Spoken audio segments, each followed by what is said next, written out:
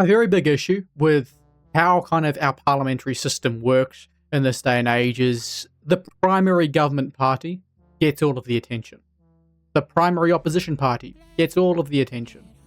Now, whilst to varying degrees the other parties do get some attention, it's usually either really bad or really good, but it's few and far between. It's not coming about nearly as much, and they usually focus on the controversies in which make good headlines rather than what these parties are genuinely focused on and their actual achievements.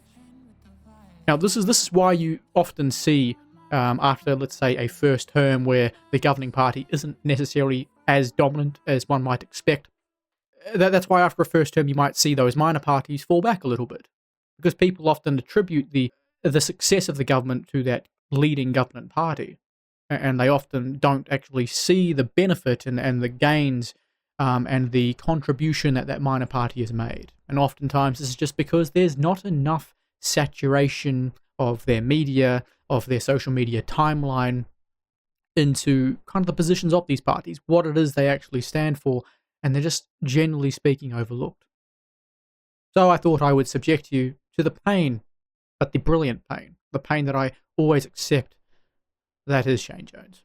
Kia ora folks, Shane Jones, New Zealand First. I don't know about you, but I'm sick to death of hearing about genderism, climatism, wokeism. That's what my leader has declared on our behalf for your benefit.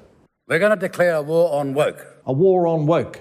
In fact, I've described myself from time to time as a hitman against woke excessiveness. Yes, America has its own distinct culture wars, but in New Zealand, and our party, New Zealand First, we're not tolerating any more blue tape imposed upon us by these distant glamour pusses up in the United Nations. We're not going to tolerate any more of this green tape where people are guilt-tripped into believing they can't live ordinary lives for fear of the planet burning. But they're certainly not going to tolerate any more of these random hapus wandering around invoking the names of Taniwha and then getting a bit of money, putea, to make the Taniwha go away in order for a project to go ahead. Fast Track's going to stop all that.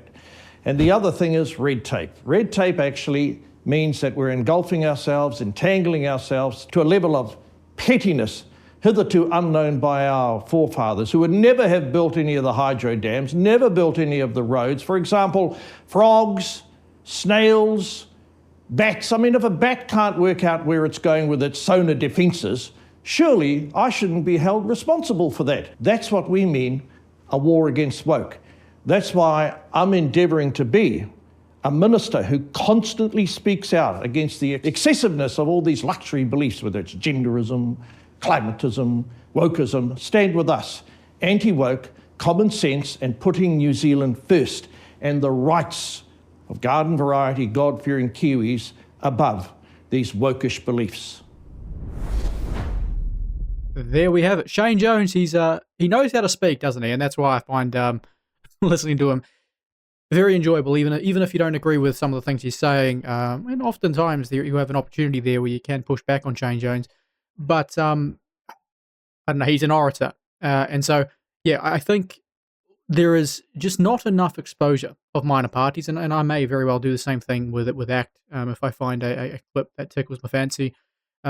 Because I think the important point that he's making here is Shane Jones is being lighthearted about it. But he's being lighthearted about what his party's position is, what they've kind of already done, which is direct reference to the fast track legislation, which is designed to fast track things through instead of going through all of these ridiculous consultation processes which aren't achieving anything and which are preventing us from being productive, reducing the quality of life and opportunities for New Zealanders. And so it's about fast tracking that, putting us through into a better position to just get some stuff done, to allow us to actually utilize what we have available to us so that we can make some money, so that we can get jobs for the people in the regions.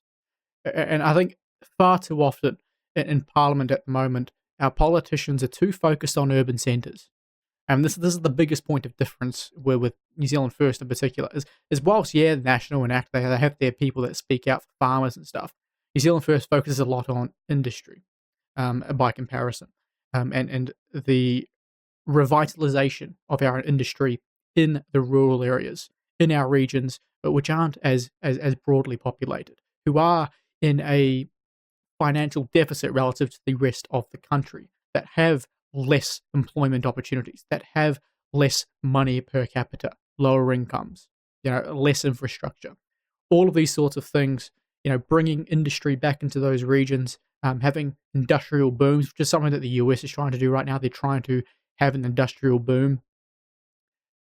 All of this encourages economic growth in those regions and improves the well-being of the people there. And that's a point of difference that is not highlighted enough. And so if you are in one of the regions and you do care about this sort of stuff, then hey, at least you know that there is someone there that's speaking about it. And at the very least, you could leverage this video to encourage your national MP or even your Labour MP to get on board, depending on where you are. Because at the end of the day, what we need as a country is opportunity. Without opportunities, we're not going to go anywhere.